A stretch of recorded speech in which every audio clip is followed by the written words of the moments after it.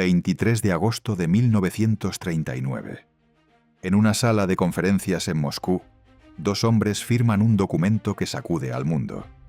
El ministro de Asuntos Exteriores soviético, Vyacheslav Molotov, y Joachim von Ribbentrop, de la Alemania nazi, representantes de dos ideologías que públicamente se habían declarado enemigos mortales, estampan sus firmas en un pacto de no agresión. La sala estalla en brindis con champán. Se dice incluso que el propio Stalin brindó en honor a Adolf Hitler.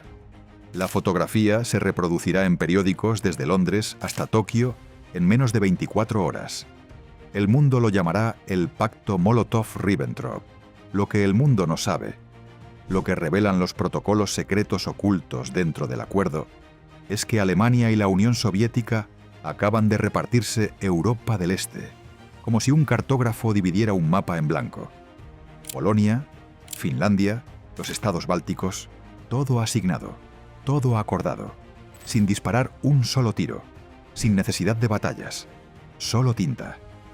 La historia registrará que esta alianza duró menos de 2 años, antes de que Alemania la hiciera añicos el 22 de junio de 1941, lanzando la Operación Barbarroja, la mayor invasión terrestre de la historia. Esa decisión, han sostenido durante mucho tiempo los historiadores, le costó la guerra a Alemania. Hitler abrió un frente que no podía cerrar, extendió sus ejércitos a lo largo de miles de kilómetros de territorio soviético y le dio a Stalin el tiempo, el espacio y, en última instancia, el apoyo aliado que necesitaba para sobrevivir. Pero, ¿y si esa decisión nunca se hubiera tomado? ¿Qué habría pasado si, en lugar de traicionar a la Unión Soviética, Hitler hubiera mantenido la alianza o incluso la hubiera reforzado?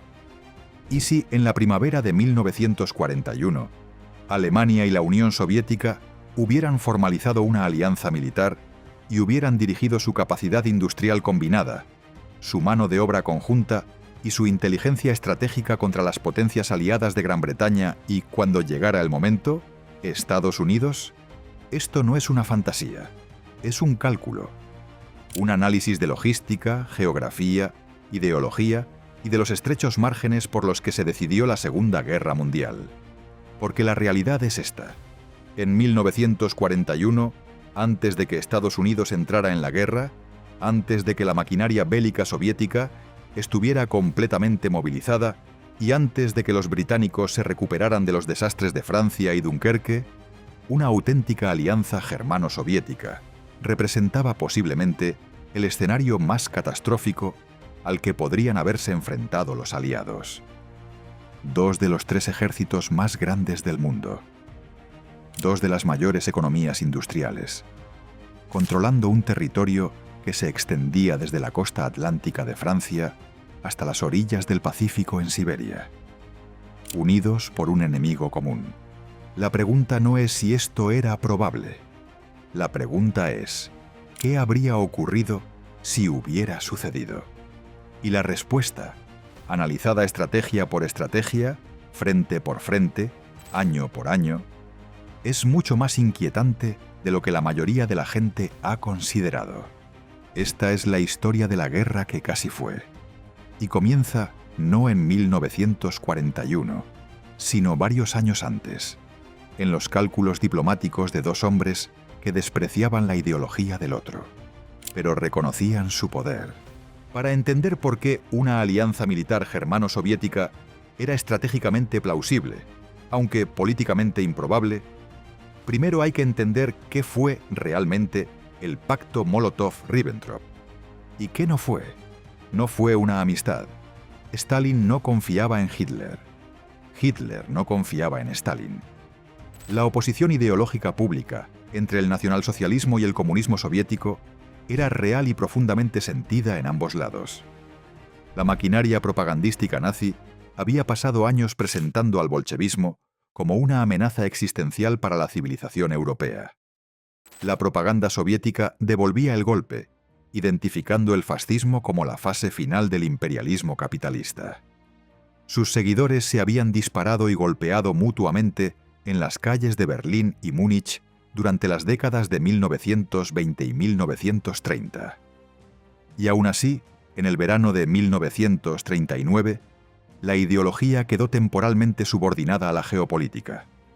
Ambas potencias querían cosas que la otra podía proporcionar. Alemania quería evitar una guerra en dos frentes. Stalin quería territorios colchón en Europa del Este y tiempo para reconstruir el Ejército Rojo, que había sido devastado por sus propias purgas del cuerpo de oficiales. Purgas que eliminaron a unos 35.000 oficiales entre 1937 y 1938. El pacto les dio a ambos lo que necesitaban a corto plazo.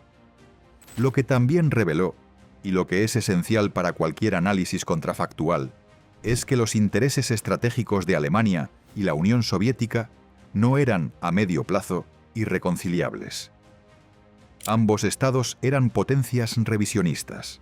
Ambos se oponían al orden imperial anglo-francés que había estructurado Europa desde Versalles.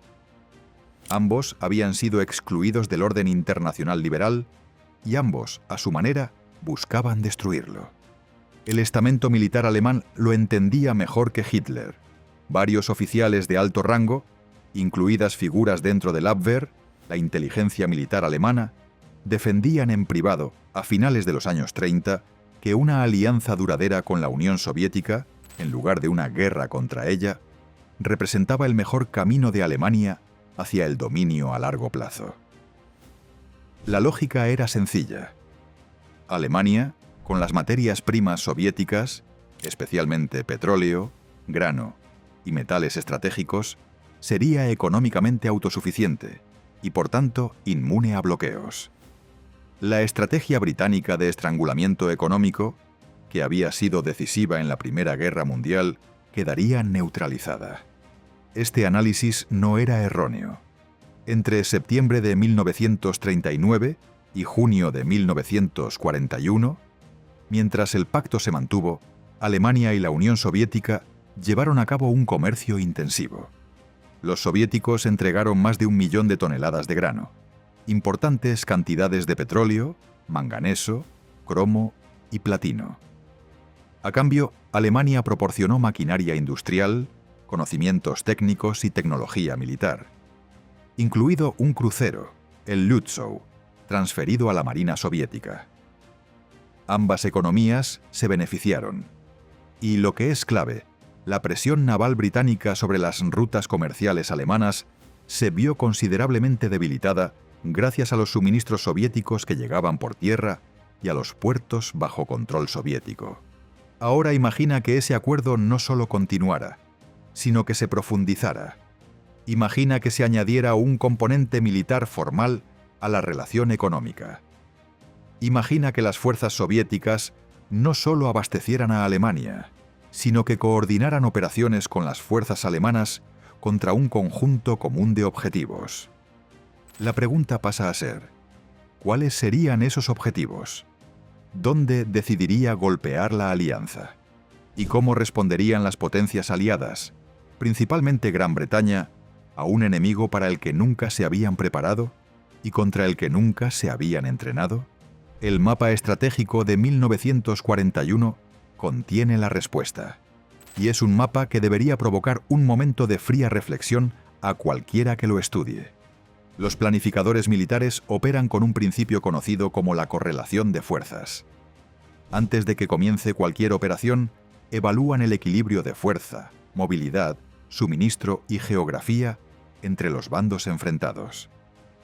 Aplica ese principio a una hipotética alianza germano-soviética en 1941, y la correlación de fuerzas se vuelve casi incomprensible por su asimetría.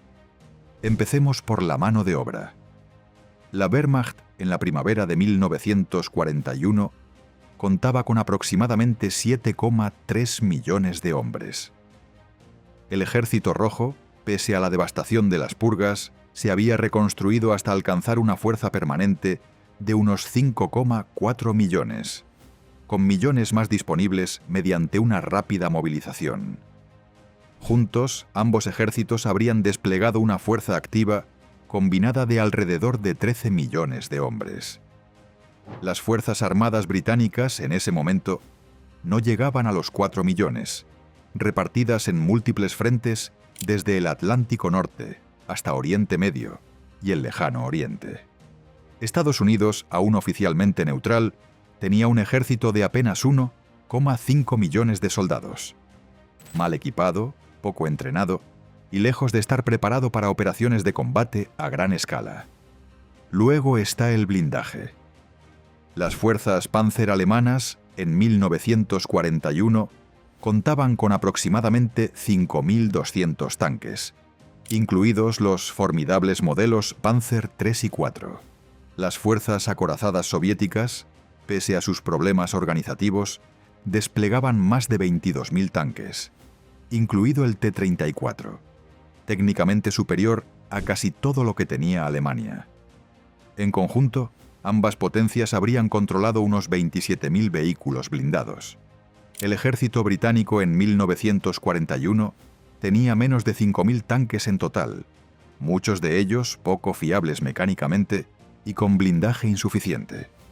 El poder aéreo cuenta una historia similar. La fuerza operativa de la Luftwaffe, en 1941, era de aproximadamente 3.500 aviones de combate. Las fuerzas aéreas soviéticas, nuevamente pese a sus problemas doctrinales y organizativos, sumaban más de 10.000 aeronaves. La Royal Air Force, castigada tras la batalla de Inglaterra, contaba con unos 2.500 aviones de primera línea. Agotados, con recursos limitados y defendiendo una isla ahora rodeada de costa hostil desde Noruega hasta Francia.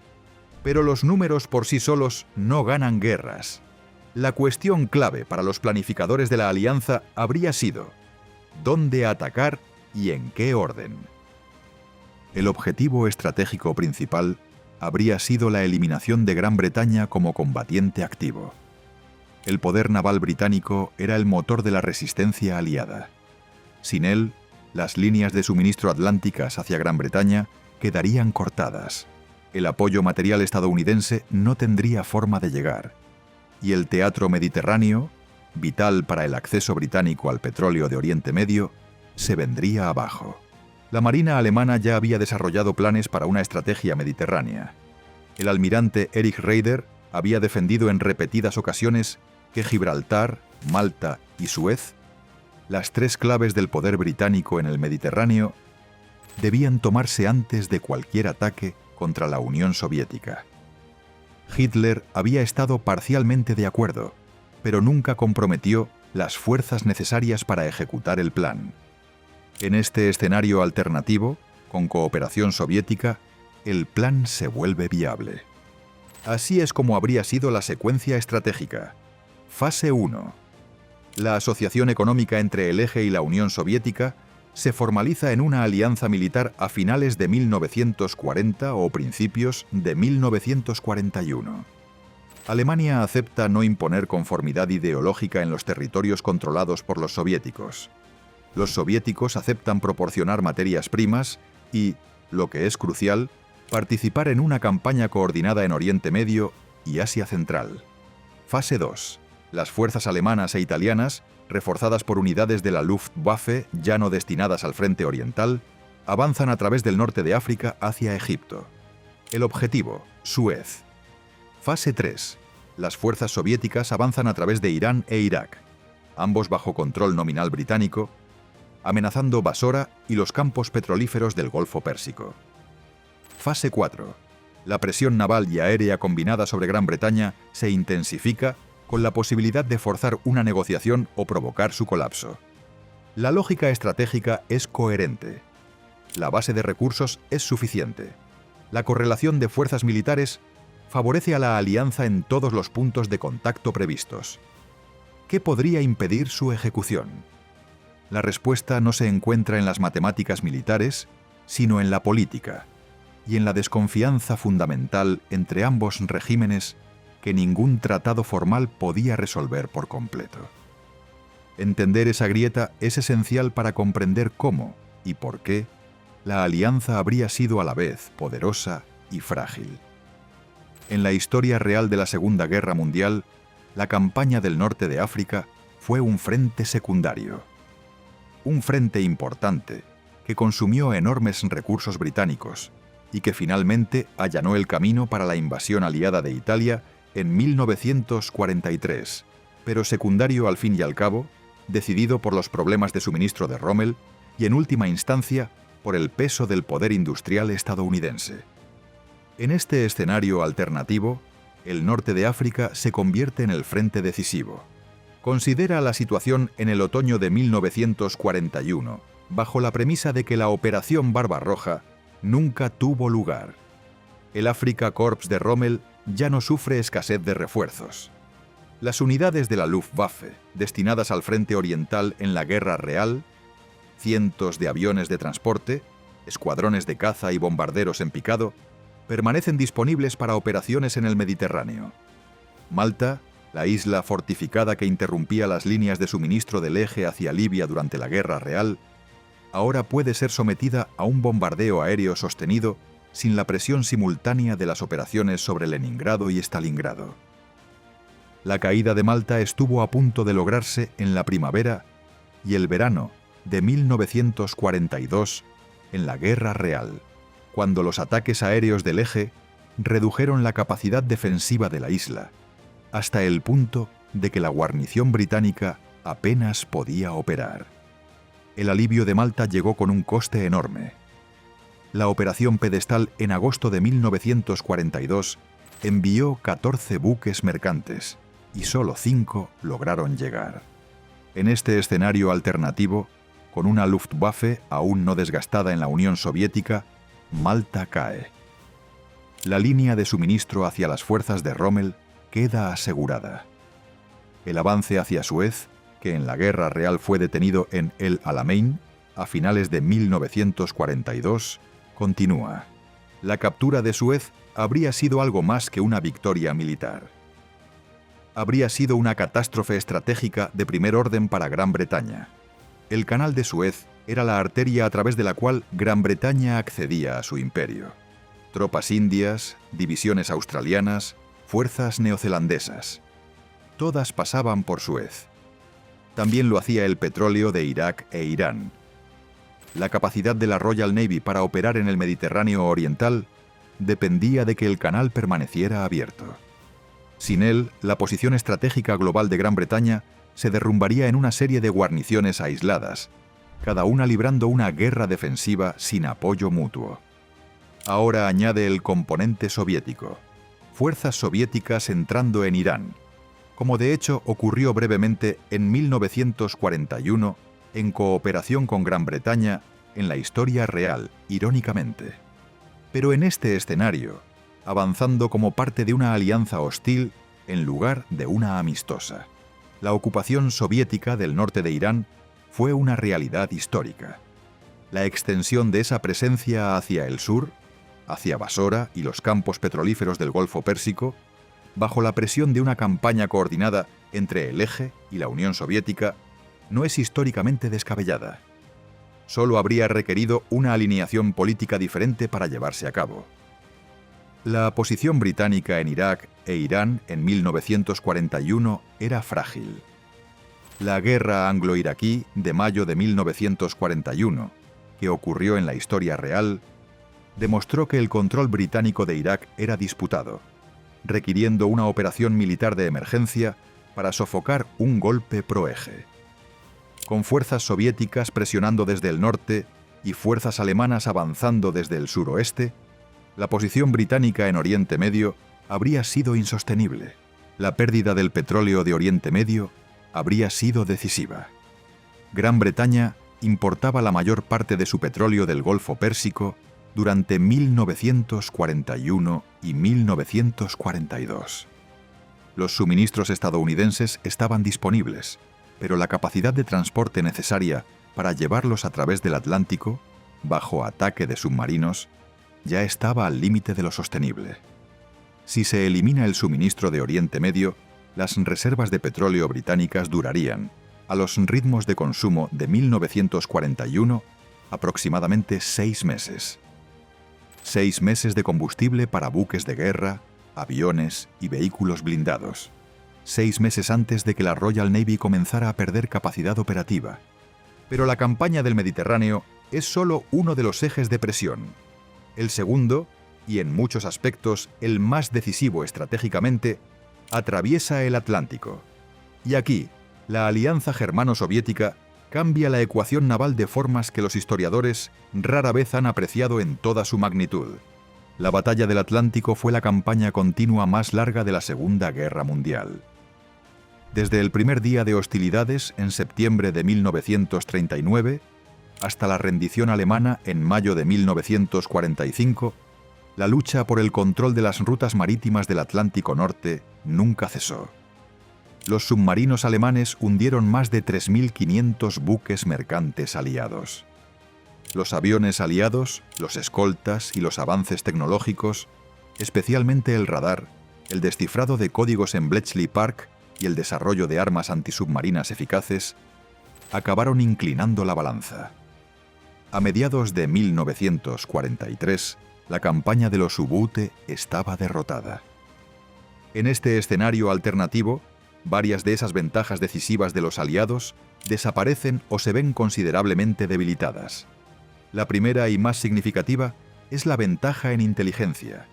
El éxito británico en Bletchley Park, al descifrar las comunicaciones navales alemanas mediante la máquina Enigma, fue una de las operaciones de inteligencia más importantes de la historia.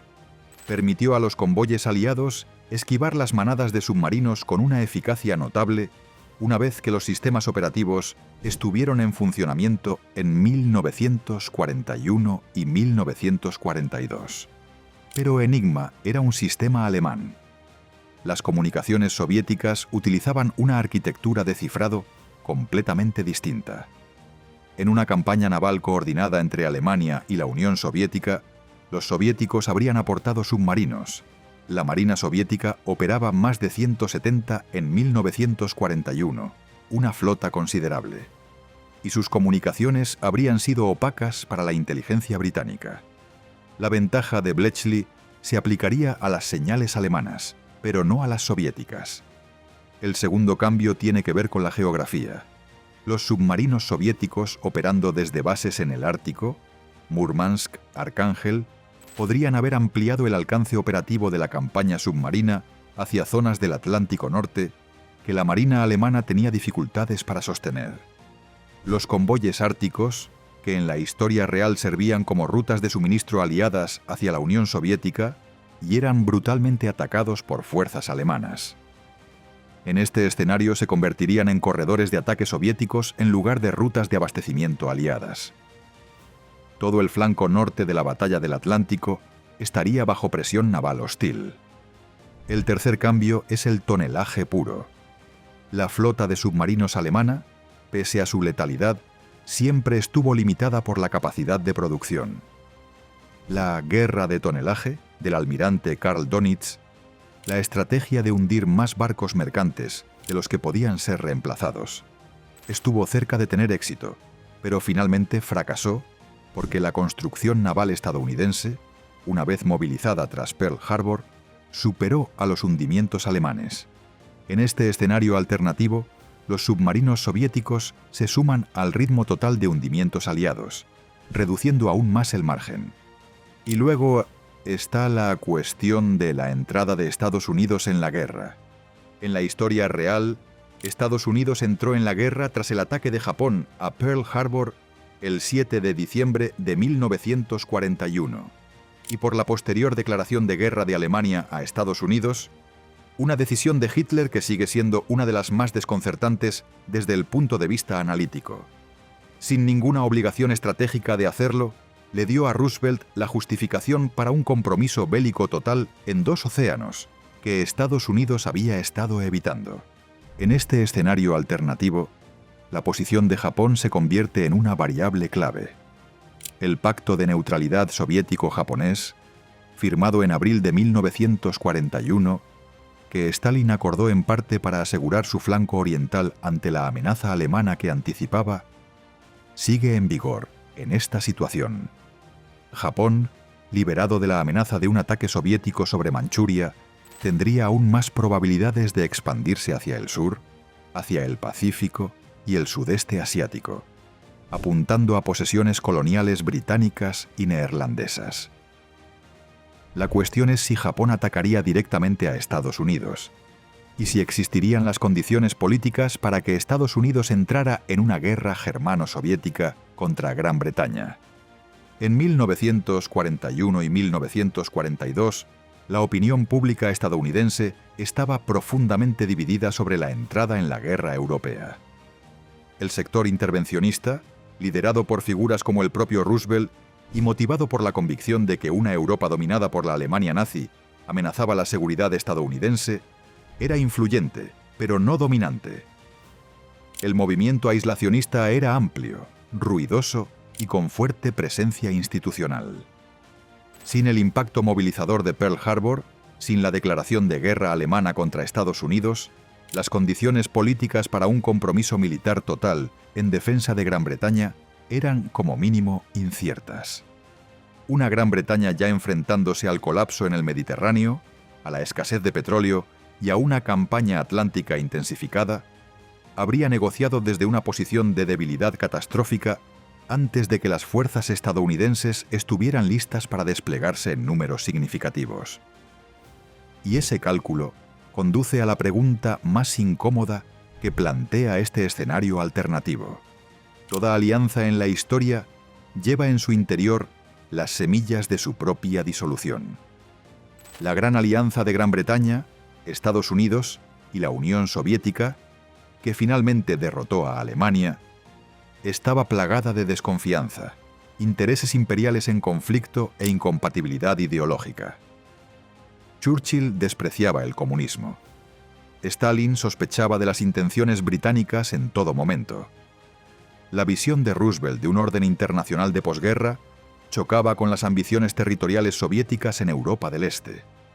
La alianza se mantuvo porque los tres compartían un objetivo superior: la destrucción de la Alemania nazi. Una alianza germano-soviética habría estado unida por un interés compartido igualmente poderoso: la destrucción del poder imperial británico y la revisión del orden internacional surgido tras el Tratado de Versalles. Pero bajo ese interés común, las fuentes de tensión eran profundas y casi con total seguridad acabarían siendo fatales. La primera tensión era ideológica. La ideología racial de Hitler no era simplemente una actitud, era el principio organizador del Estado nazi. Su visión de los pueblos eslavos como racialmente inferiores, como Untermenschen, no era una postura política que pudiera moderar fácilmente sin socavar la legitimidad de su propio régimen. Incluso durante el periodo real del pacto Molotov-Ribbentrop, la ideología racial alemana generó fricciones en todos los niveles de la relación bilateral. La propaganda nazi no podía simplemente dejar de describir a los soviéticos como racialmente inferiores. La inteligencia soviética era plenamente consciente de los planes alemanes sobre el territorio soviético para una futura colonización. El alto, el fuego ideológico, necesario para que la alianza funcionara, siempre fue temporal en la mente de ambos liderazgos. La segunda tensión era territorial. El objetivo a largo plazo de Alemania, expresado en Mein Kampf, en las conversaciones de sobremesa de Hitler y en las directrices del SS Planungsamt, era la adquisición de Lebensraum en el este, espacio vital para el pueblo alemán que sería colonizado por alemanes tras el desplazamiento y la eliminación de la población eslava existente. Este objetivo no fue una improvisación en tiempos de guerra. Era fundamental para la visión del mundo nazi. Cualquier alianza con la Unión Soviética necesariamente pospondría, pero no eliminaría ese objetivo.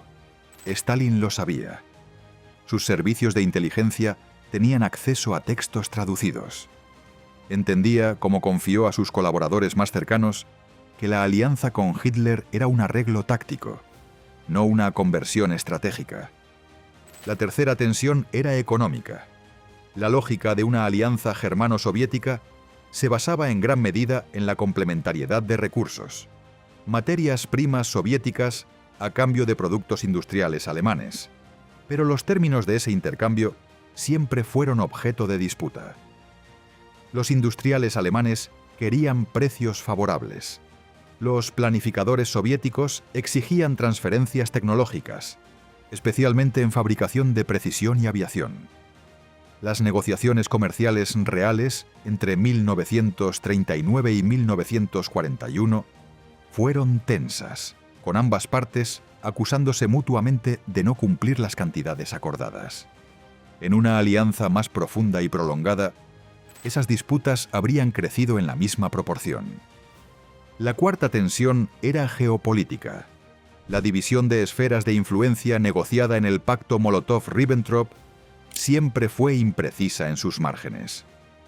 Rumanía, fuente del petróleo crucial de Ploiesti, del que dependía Alemania, estaba dentro de la esfera alemana, pero lindaba con territorios controlados por los soviéticos de una forma que generaba fricción. Finlandia resistió la absorción soviética. Bulgaria y Yugoslavia, que Alemania ocupó en la primavera de 1941 en la Guerra Real, eran regiones donde los intereses soviéticos y alemanes competían. Una alianza militar habría requerido una renegociación constante de estas esferas a medida que evolucionara la situación militar.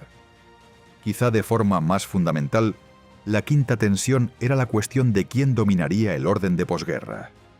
Si la alianza lograba derrotar a Gran Bretaña y forzar una retirada estratégica de Estados Unidos de Europa, la siguiente pregunta sería inmediata e inevitable. ¿Quién controla qué y bajo qué condiciones? ¿Una Europa bajo hegemonía alemana y un Asia-Pacífico bajo influencia soviética y japonesa darían lugar a un mundo en el que dos sistemas totalitarios competirían inevitablemente por los territorios intermedios: Persia, Turquía, los Balcanes, Escandinavia? La guerra contra los aliados, si tenía éxito, no acabaría con el conflicto internacional. Lo reconfiguraría. Este es el gran paradoja histórica en el corazón de este escenario alternativo. El propio éxito de la alianza habría acelerado su colapso. La victoria contra Gran Bretaña habría eliminado la presión externa que mantenía unida la alianza y habría dejado al descubierto todas las contradicciones internas que la hacían inherentemente inestable. La cuestión no es si la alianza germano-soviética acabaría rompiéndose. La cuestión es si se rompería antes o después de que Gran Bretaña se viera obligada a hacer la paz. El gobierno británico en 1940 y 1941, bajo Winston Churchill, operaba bajo una suposición estratégica explícita, que la supervivencia requería dos cosas: resistir el tiempo suficiente para que Estados Unidos entrara en la guerra y mantener a la Unión Soviética como contrapeso al poder alemán en el este. Ambas suposiciones fueron correctas en la Guerra Real. Ambas quedarían anuladas en este escenario alternativo. Churchill había estado dispuesto a negociar con Alemania en el verano de 1940, o al menos esa posibilidad se debatió en los niveles más altos del gabinete de guerra británico. Los debates Halifax-Churchill de mayo de 1940, hoy parcialmente desclasificados, revelan que el ministro de Asuntos Exteriores, Lord Halifax, propuso seriamente iniciar contactos de paz a través de Mussolini. Churchill cerró el debate, argumentando que cualquier paz negociada entregaría a Gran Bretaña a la dependencia alemana y, en última instancia, a su control. Y se impuso. Gran Bretaña continuó luchando. Pero la disposición de Churchill a resistir se basaba en un cálculo: que Estados Unidos acabaría entrando en la guerra, que Alemania se sobreextendería y que alguna combinación de estos factores permitiría a Gran Bretaña recuperar la iniciativa estratégica. Elimina esas suposiciones, como hace este escenario alternativo, y el cálculo cambia. A comienzos de 1942, en este escenario, la situación sería la siguiente: reservas de petróleo británicas críticamente reducidas, el canal de Suez perdido o bajo amenaza directa, la ruta de suministro atlántica sometida a una presión sin precedentes por fuerzas navales alemanas y soviéticas, el despliegue militar estadounidense aún no iniciado en números significativos. La Royal Air Force y la Royal Navy seguirían siendo formidables, pero luchando una guerra defensiva en múltiples frentes contra un enemigo con mano de obra prácticamente ilimitada y una base económica asegurada. En esas condiciones, la resistencia política británica se vuelve realmente incierta. El propio Churchill no era una figura políticamente intocable. Su autoridad se basaba en la convicción de que la guerra podía ganarse y de que el sufrimiento tenía un propósito.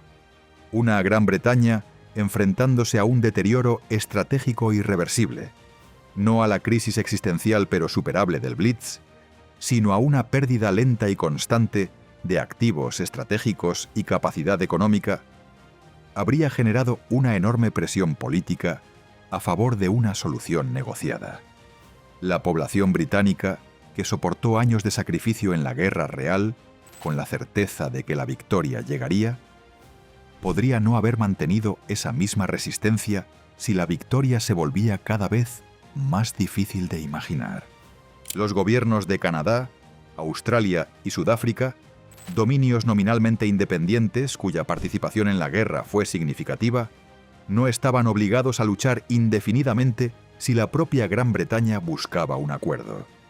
El primer ministro canadiense, Mackenzie King, siempre fue cauteloso respecto al compromiso de Canadá en conflictos europeos.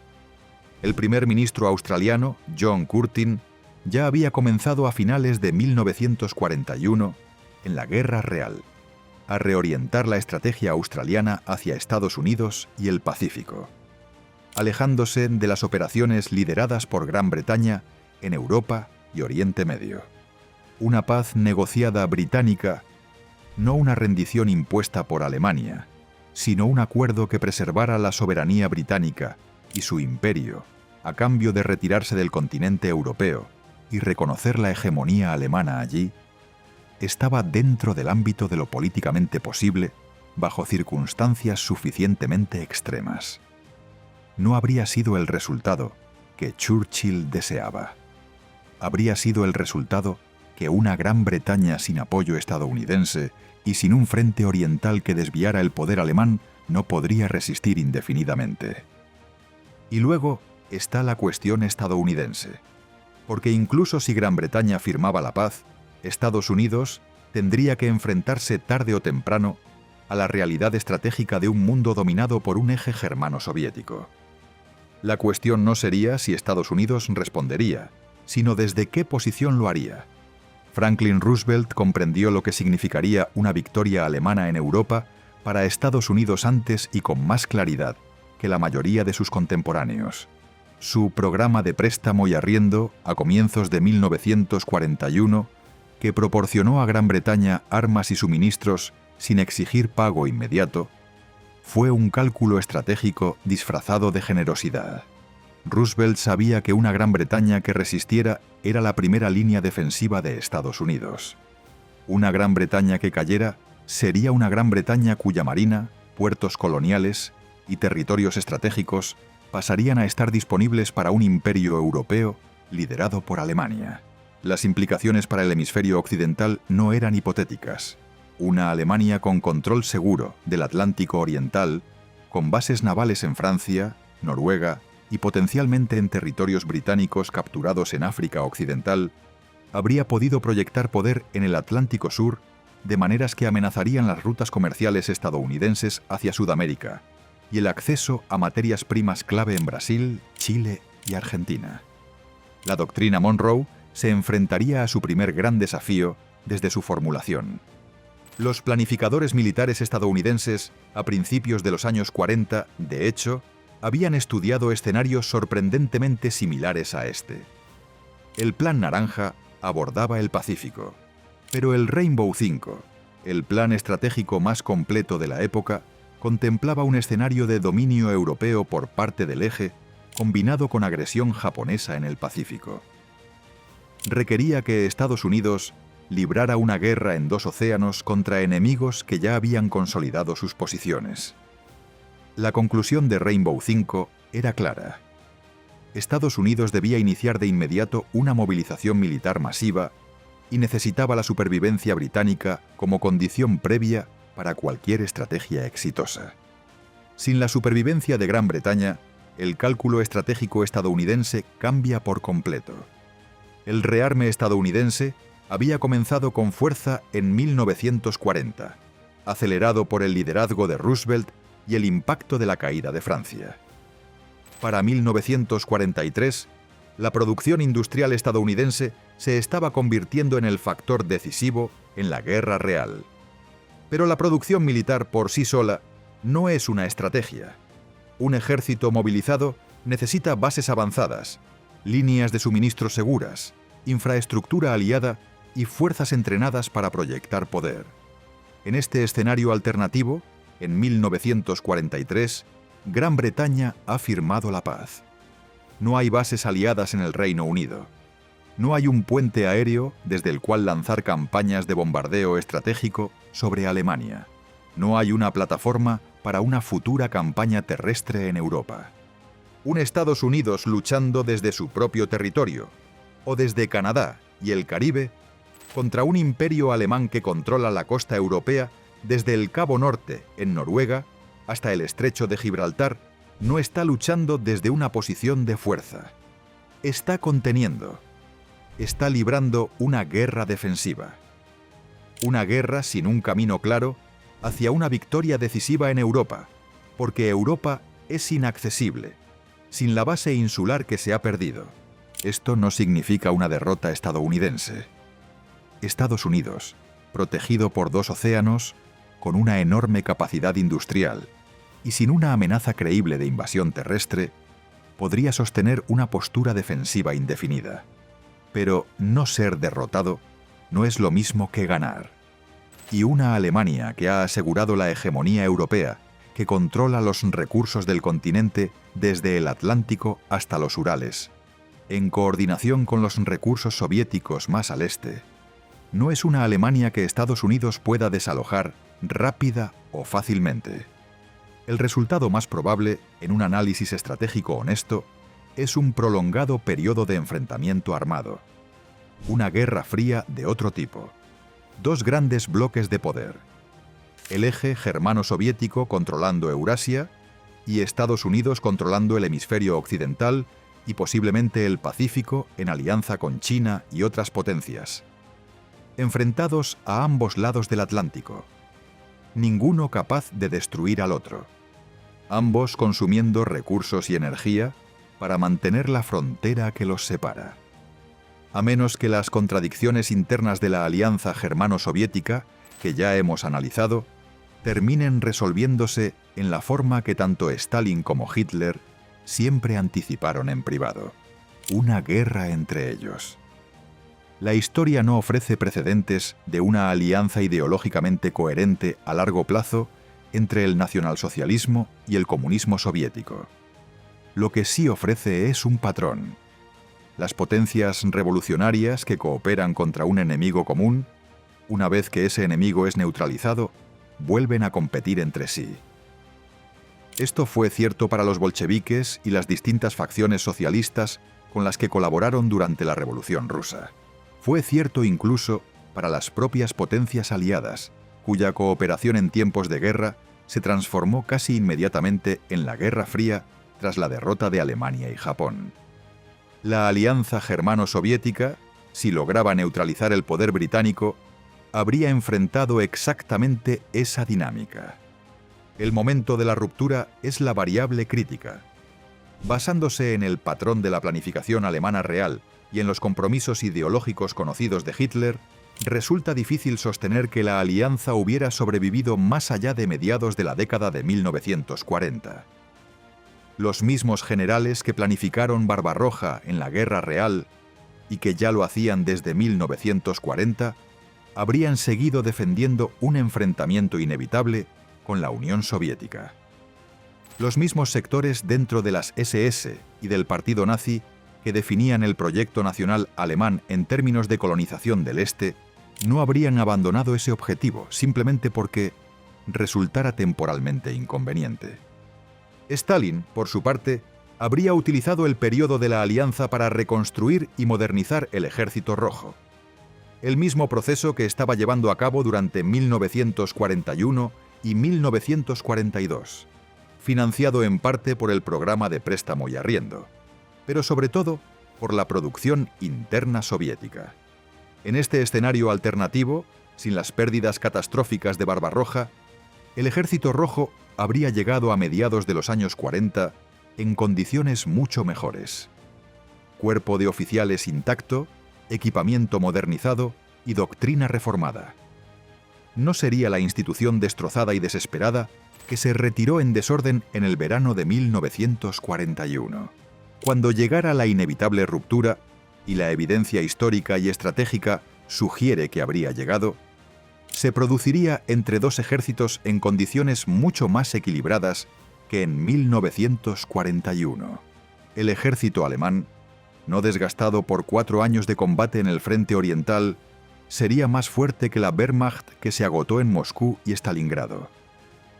El ejército soviético, no derrotado en su campaña inicial y modernizado de forma continua, sería más fuerte que el ejército rojo, que sobrevivió a Barbarroja a un coste humano inmenso. La guerra resultante entre Alemania y la Unión Soviética, la guerra que Hitler siempre pretendió, pero que decidió librar en condiciones históricamente desfavorables, habría sido el mayor conflicto militar de la historia, incluso por encima del Frente Oriental Real. Dos superpotencias industriales completamente movilizadas, cada una con su esfera de control asegurada, cada una con años de preparación, luchando por el dominio del continente euroasiático. El resultado de ese conflicto es realmente incierto. En la guerra real, la Unión Soviética prevaleció sobre Alemania principalmente por 3 factores: el suministro del programa de préstamo y arriendo estadounidense, que proporcionó millones de vehículos, millones de toneladas de alimentos y equipamiento industrial clave; la campaña de bombardeo estratégico que obligó a Alemania a desviar recursos a la defensa aérea; y la profundidad geográfica del territorio soviético, que permitió intercambiar derrotas tácticas por supervivencia estratégica. En esta guerra alternativa germano-soviética, el apoyo estadounidense probablemente fluiría hacia el bando que ofreciera mayor ventaja estratégica. Y con Gran Bretaña neutralizada, Estados Unidos tendría fuertes incentivos para apoyar al más débil, como forma de prolongar el conflicto y evitar que ninguno lograra una supremacía decisiva. Una guerra euroasiática de esa magnitud, librada por potencias que ya habían demostrado su disposición a infligir un sufrimiento extraordinario a la población civil, habría generado cifras de víctimas que eclipsarían incluso las de la Segunda Guerra Mundial real. Los 27 millones de muertos soviéticos del conflicto real. Las pérdidas alemanas estimadas entre 7 y 9 millones, entre militares y civiles. Multiplica esas cifras por la mayor escala de fuerzas implicadas, por la duración más prolongada de las operaciones y por la ausencia de una intervención externa capaz de forzar un desenlace rápido. Es en este punto del análisis cuando el peso moral de este escenario se hace plenamente evidente, porque el mundo que emerge de esta situación, incluso si el poder estadounidense acaba imponiendo algún tipo de resolución, es un mundo de destrucción humana, mucho mayor que el que realmente ocurrió. Y ese hecho conduce directamente a la conclusión más inquietante de todo el análisis. El 16 de julio de 1945, en el desierto de Nuevo México, Estados Unidos detonó la primera arma nuclear de la historia. El Proyecto Manhattan, iniciado en 1942 y que llegó a emplear a más de 130.000 personas, con un coste aproximado de $2.000 millones, estuvo impulsado por un temor concreto: que Alemania desarrollara el arma primero. Ese temor no era irracional. Alemania había iniciado su propio programa nuclear, el Uranverein o Club del Uranio, en 1939, con un sólido grupo de físicos que incluía a Werner Heisenberg y Carl Friedrich von Weizsäcker. La investigación nuclear alemana no logró producir un arma por varias razones interrelacionadas: los bombardeos aliados que interrumpieron el suministro de agua pesada en Vemork, Noruega; la emigración de científicos judíos, muchos de los cuales terminaron contribuyendo al Proyecto Manhattan, expulsados de las universidades alemanas por las leyes raciales nazis; la fragmentación organizativa y la falta de financiación, y un error fundamental de cálculo por parte de Heisenberg sobre la masa crítica necesaria para una reacción en cadena. En este escenario alternativo, algunos de esos factores cambian. Una Alemania que no está comprometida en un frente oriental masivo dispone de muchos más recursos industriales y científicos para programas de desarrollo armamentístico. La planta de agua pesada de Vemork, si Malta cae y la capacidad de bombardeo estratégico británica se reduce debido a la campaña del Mediterráneo, estaría sometida a menor presión aliada. La competencia organizativa entre las distintas agencias científicas y militares alemanas, que dificultó la investigación nuclear real, podría resolverse de forma distinta bajo un liderazgo más consciente de lo que está en juego. El programa nuclear soviético, que en la guerra real se aceleró significativamente, gracias a la inteligencia obtenida del proyecto Manhattan, mediante espías como Klaus Fuchs, Julius Rosenberg y otros, habría tenido un acceso a información diferente en este escenario. El propio proyecto Manhattan, respondiendo a una situación estratégica distinta, podría haber avanzado a otro ritmo. Físicos soviéticos como Igor Kurchatov, de primer nivel mundial, habrían continuado con sus propios programas de investigación. La cuestión de qué potencia desarrollaría primero las armas nucleares, en este escenario, queda completamente abierta. Y es crucial, porque el uso o la amenaza de armas nucleares por parte de cualquiera de los actores principales, Alemania contra la Unión Soviética contra Alemania, o Estados Unidos contra cualquiera de ellos, habría transformado los cálculos estratégicos de formas extremadamente difíciles de modelar e imposibles de predecir con certeza. Lo que sí está claro es esto. El mundo alternativo de 1945 o 1946 sería uno en el que las armas nucleares están siendo desarrolladas por al menos dos potencias, posiblemente tres, en un entorno estratégico de conflicto activo o tensión armada entre grandes potencias.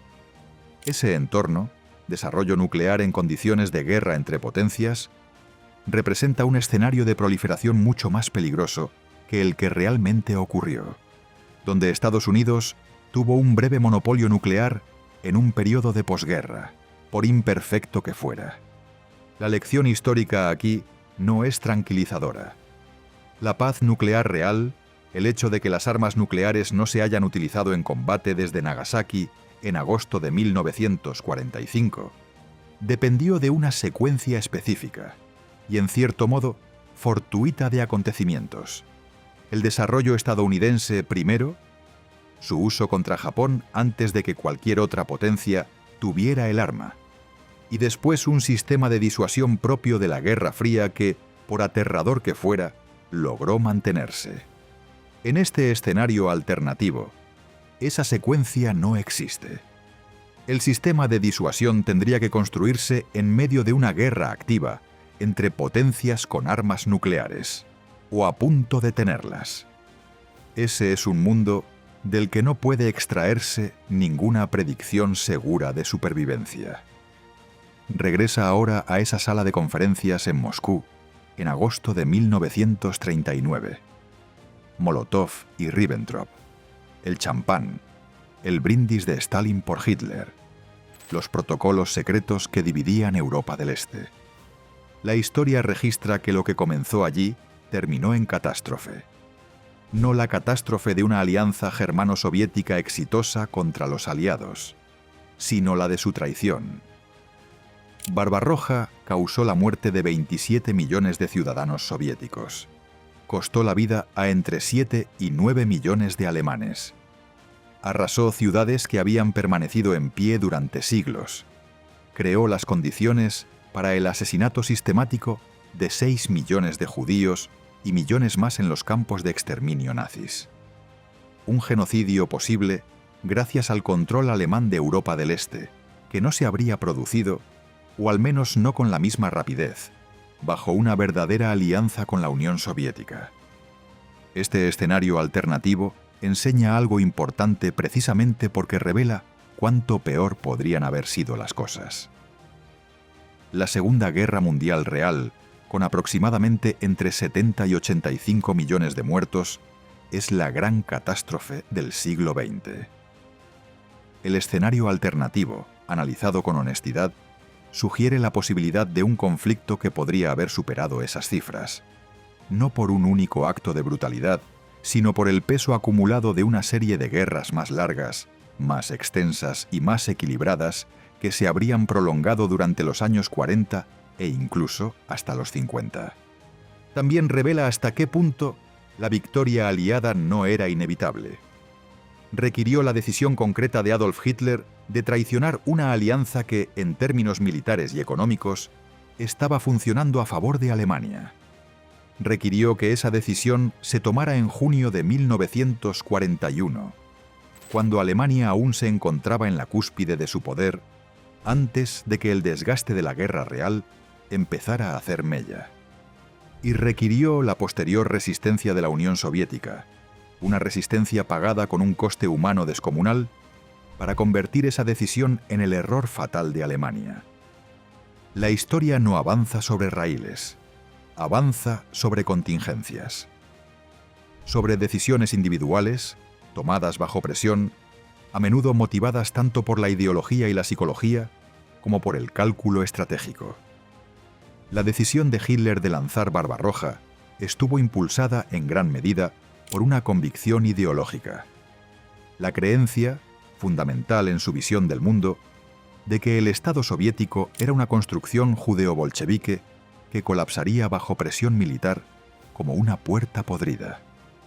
Esa convicción era errónea. La puerta no se derrumbó. Y ese error le costó todo al Tercer Reich. La alianza germano-soviética nunca llegó a materializarse en la forma que hemos analizado, no porque fuera imposible, sino porque la ideología de un solo hombre hizo psicológicamente imposible mantenerla. El mundo sobrevivió, en la forma en que lo hizo, en parte porque Adolf Hitler no pudo sostener una alianza con personas a las que su propia ideología le obligaba a considerar subhumanas. Eso no es un consuelo, es una advertencia. La lección del camino que no se tomó no es que los aliados estuvieran destinados a ganar, es que tuvieron la fortuna de enfrentarse a un enemigo cuyas convicciones ideológicas acabaron imponiéndose sobre su competencia estratégica. En otro momento, con otro líder, el cálculo podría haber sido diferente. La alianza podría haberse reforzado en lugar de traicionarse.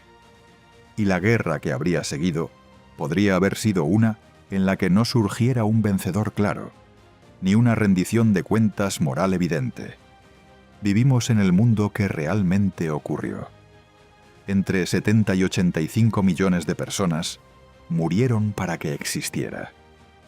Lo mínimo que podemos hacer es entender, con la mayor precisión posible, lo cerca que estuvo de convertirse en algo considerablemente peor. Si esta historia te ha conmovido, te ha hecho pensar o te ha ayudado a ver la Segunda Guerra Mundial desde otra perspectiva, sería un honor que te unieras a nuestra creciente comunidad. Suscribirte no es solo hacer clic. Es una forma de apoyar más historias potentes, más voces olvidadas y más verdad del pasado. Así que, si crees que estas historias importan, dale al botón de suscribirte y sigamos construyendo este camino juntos. Y no olvides dejar un comentario.